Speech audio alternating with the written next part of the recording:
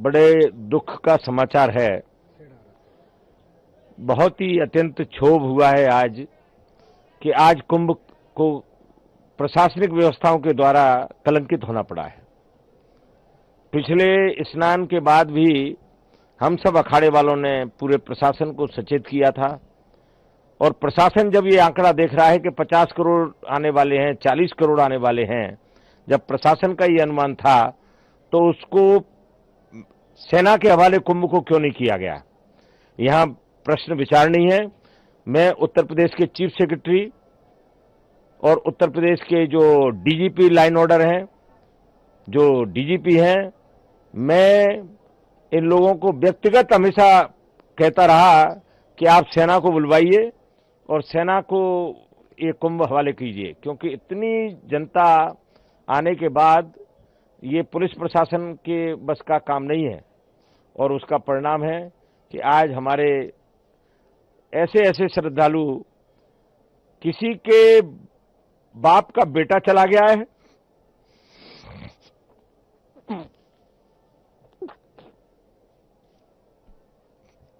किसी का पुत्र चला गया है। बहुत दुखद समाचार है, बहुत व्यथित हैं। मैं निरंजनी अखाड़े में जब अभी आया तो मैं अभी अपने सभी महामंडलेश्वर साथियों से कह के आया कि आप लोग यहां से ये अनाउंस मत करिए कि ऐसा हो गया है।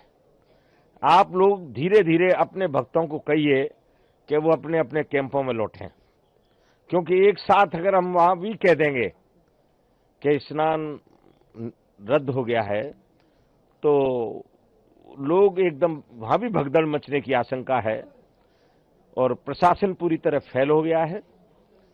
निकम्मा प्रशासन, सिर्फ तुष्टीकरण की नीति में ये प्रशासन लगा रहा कि कोई भी वीआईपी आए सिर्फ उसकी सेवा में लगा रहा। मैंने देखा कि जो भी वीआईपी यहां आया सिर्फ प्रशासन उसकी जी हजूरी में लगा रहा। इसके अलावा इस प्रशासन को इस कुंभ से कोई मतलब नहीं था, किसी भी व्यवस्था से कोई मतलब नहीं था।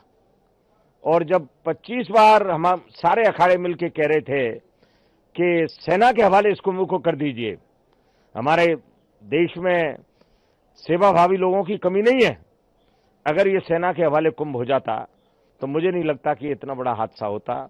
बहुत दुख है, बहुत दुख है, बहुत दुख है। अखाड़ों ने क्या निर्णय लिया?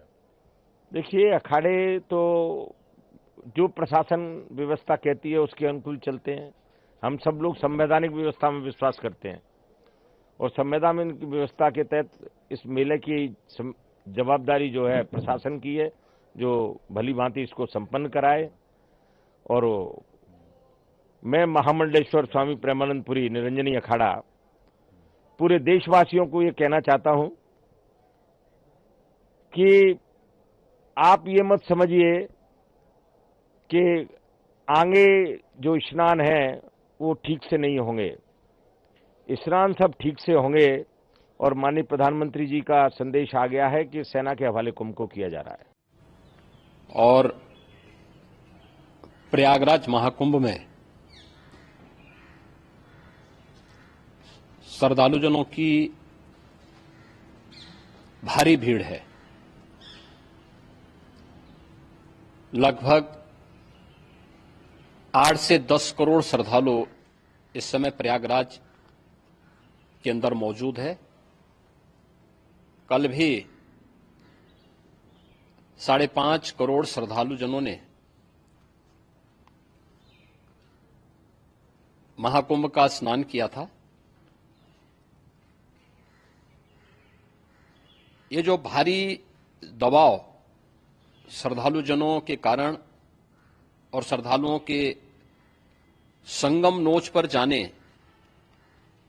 के कारण वहां पर एक बना हुआ है, लेकिन पूरा प्रशासन मौके पे वहां मौजूद है। रात्रि को 1 से 2 बजे के बीच में अखाड़ा मार्ग पर, जहां पे अखाड़ों के अमृत स्नान के दृश्य से बैरिकेड्स भी किए गए थे, तो बैरिकेड्स को फांद करके आने में कुछ श्रद्धालु गंभीर रूप से घायल हुए हैं। उन्हें तत्काल हॉस्पिटल में पहुंचा करके उपचार आदि की व्यवस्था उनके लिए की गई है। उनमें से कुछ श्रद्धालु गंभीर रूप से घायल हैं। लगातार प्रशासन स्थानीय स्तर पर श्रद्धालुओं की सकुशल स्नान कराने की रीत से रात्रि को कल सायंकाल 6:30-7 बजे से ही मौनी अमावस्या का मुहूर्त प्रारंभ होने के बाद से ही लगातार लगा हुआ है। प्रयागराज में महाकुंभ में श्रद्धालु जनों के सकुशल स्नान करने, अमृत स्नान के लिए देश भर से आए हुए श्रद्धालु जनों की व्यवस्था के लिए, उनके कुशल क्षेम के लिए आदरणीय प्रधानमंत्री जी का प्रातःकाल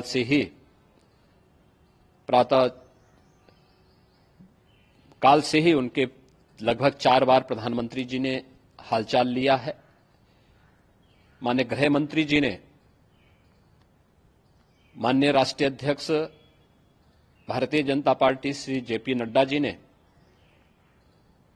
माननीय गृह मंत्री श्री अमित शाह जी ने भी और प्रदेश की माननीय राज्यपाल श्रीमती आनंदीबेन पटेल जी ने भी लगातार जानकारी लेकर के सभी के कुशल क्षेम और सकुशल स्नान कराने के बारे में निरंतर रिपोर्ट ले रहे हैं।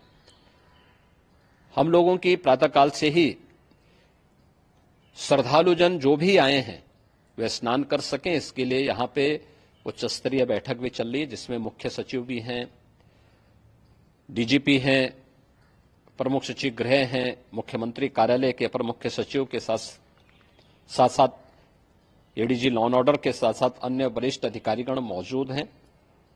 प्रयागराज में हालात वर्तमान में नियंत्रण में हैं, लेकिन भीड़ का दबाव बहुत बना हुआ है।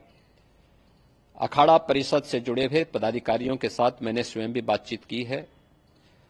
आचार्य महामंडलेश्वरों से भी, पूज्य संतों के साथ भी मेरी बातचीत हुई है और पूज्य संतों ने बड़ी ही विनम्रता के साथ इस बात को कहा है कि नहीं, श्रद्धालु जन पहले स्नान करेंगे और फिर जब उनका दबाव कुछ कम होगा और वे सकुशल वहां से निकल जाएंगे, तब हम लोग स्नान करने के लिए संगम की तरफ जाएंगे।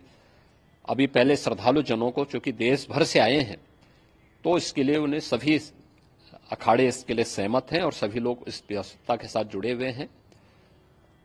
लगातार इस दिशा में हम लोगों का प्रयास है कि जो अब तक प्रातःकाल से ही आपने देखा होगा, कल मैंने बताया कि कल लगभग 5.5 करोड़ श्रद्धालु कल महाकुंभ का स्नान किए हैं और आज प्रातःकाल तक लगभग 8:30 बजे तक 3 करोड़ से अधिक श्रद्धालु स्नान कर चुके हैं और ये लगातार जारी है। लेकिन संगम नोच पर, अखाड़ा मार्ग पर, नागवासुकी मार्ग पर लगातार दबाव बना हुआ है और वहां पर श्रद्धालु जनों की सुविधा के लिए भी हर प्रकार की वहां पर प्रशासन पूरी मुस्तैदी के साथ लगा हुआ है। और इसीलिए मेरी अपील है पूरे प्रदेशवासियों से, पूरे देशवासियों से और सभी श्रद्धालुओं से भी, सभी पूज्य संतों से भी कि अफवाह पर कोई ध्यान न दें, संयम से काम लें। यह सब आयोजन सभी लोगों का है,